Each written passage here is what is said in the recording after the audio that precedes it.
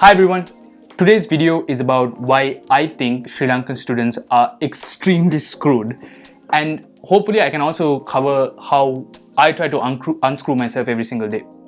So obviously, little disclaimer with this video, it's going to be based on my personal experiences and what I've heard through other students in Sri Lanka, but I do think a decent chunk of people could relate to what I'm saying.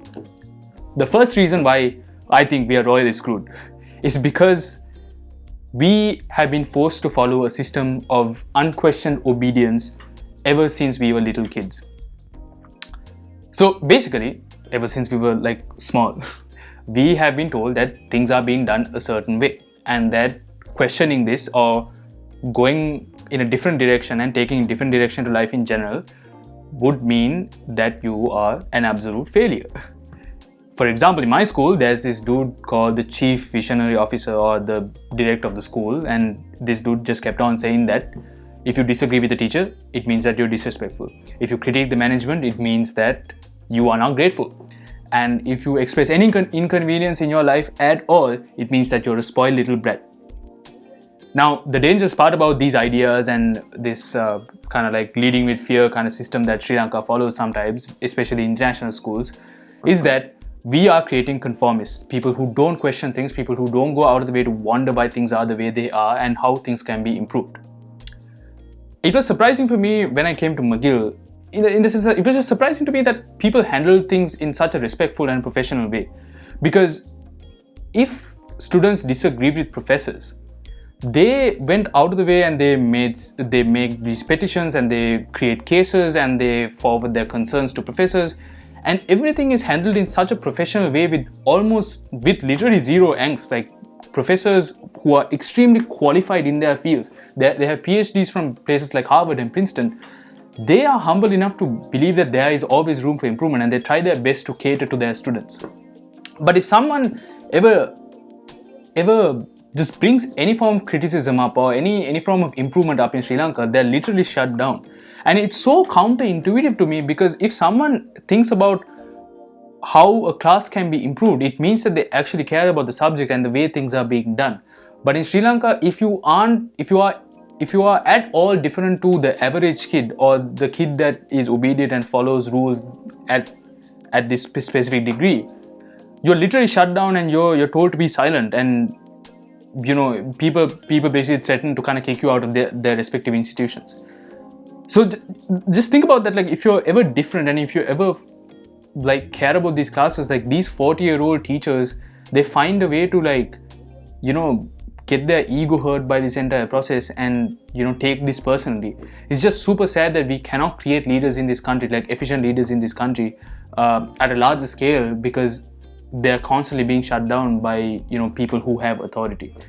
But before we move to the second reason why I think we're royally screwed, if you reach this point of the video, this is Content College and I am Manet Kulutunga, and I speak about college experiences and how people could have a good time in college and have fulfilling experiences in general.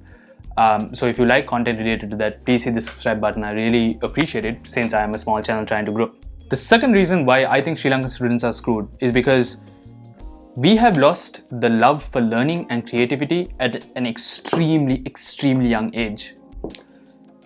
Ever since we are little or small, we have been told that getting good grades in the subjects that we have in our schools would be the key to unlock a good life for ourselves.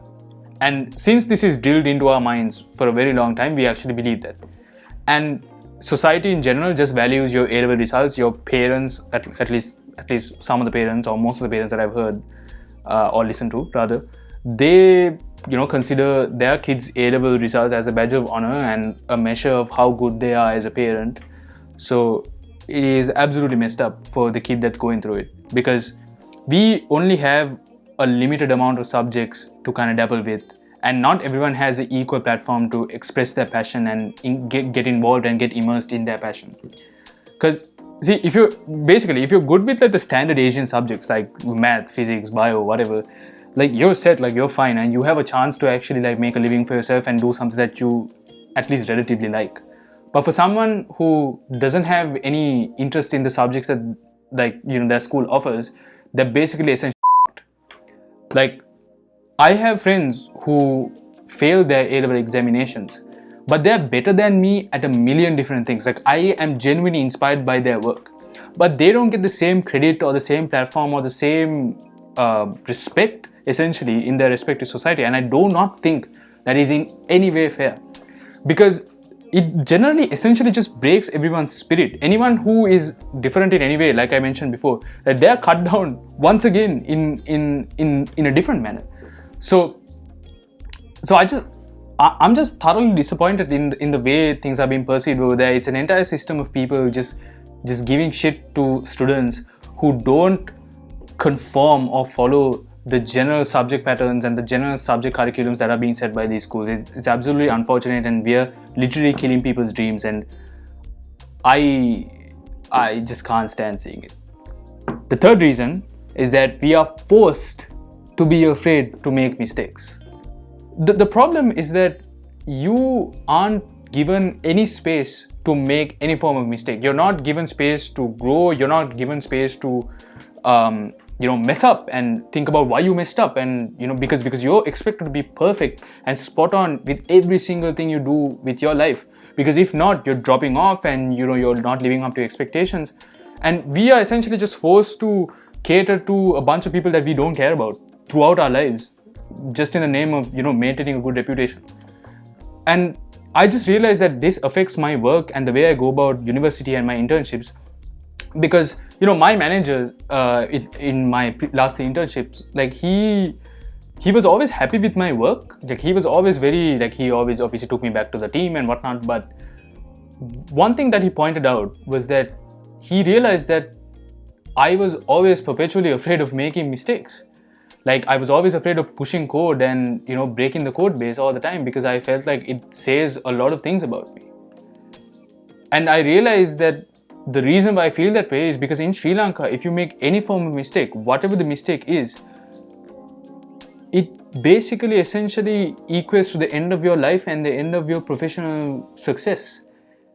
And what it breeds is a lot of people who are genuinely constantly insecure, people who don't want to admit that they don't know certain things, and people who would like to deflect blame as soon as blame arrives their way, because they're just perpetually afraid of associating mistake and blame around their name. And these are all qualities of an absolute trash, horrible employee. And it's just unfortunate that we're not given that space to once again make these mistakes. I just hope that people realize once they get into a professional environment that it's okay to make these mistakes. It's okay to dive into certain things and like mess up and like fuck up and get yourself back on board, because if not, you aren't really progressing at all. Like, trust me, it's just going to be really boring. Like, your life is just going to be boring on a professional level. The fourth reason why I think we're royally screwed is because we've forgotten how to learn new things, and we've forgotten to learn in general. We've been forced once again to believe that a mastery in a certain subject is based on the grades that you get for them in an academic environment. And this is just a bucket load of horseshit. And let me give you like an example, right? I used to go to economics classes as like an extra subject, and I tried to speak to these so-called A-star students that used to get good results in that respective subject, and I tried to have a conversation with them about the 2008 financial crisis or Brexit or the economic impacts of war, and I could never really have a straight conversation with them about it, because apparently it's not in the syllabus and they're not supposed to know about it. Like, these people are going out to society and the job market and various ventures down the line, thinking that they are great budding economists, but they know nothing about the practical economy. In essence, you just know how to draw a bunch of graphs and explain it at a test paper. Like your entire life throughout school, throughout high school, and that applies to a lot of us obviously, is just learning a bunch of stuff, doing past papers repeatedly, and just producing stuff on paper. And some people aren't good at that, and some people aren't interested in that, and some people aren't passionate about that. The problem with this is that people think that learning and getting good grades are the same thing at university. Something I always emphasize through my videos is that most of the learning that I've done over the years has been through hackathons, through internships, through reading in general, through being just engaged in the field and using the knowledge I know to implement things and build side projects and things like that. Obviously, our hustle is different for each and every field, but I think a lot of Sri Lankans, a lot of people that I speak to, they are only concerned about the grades that I've had and the transcript that I've had. So it just surprises me because, like, you as a professional, like, in order for you to be competent in your field, you need to go out of the classroom and actually be engaged in your field.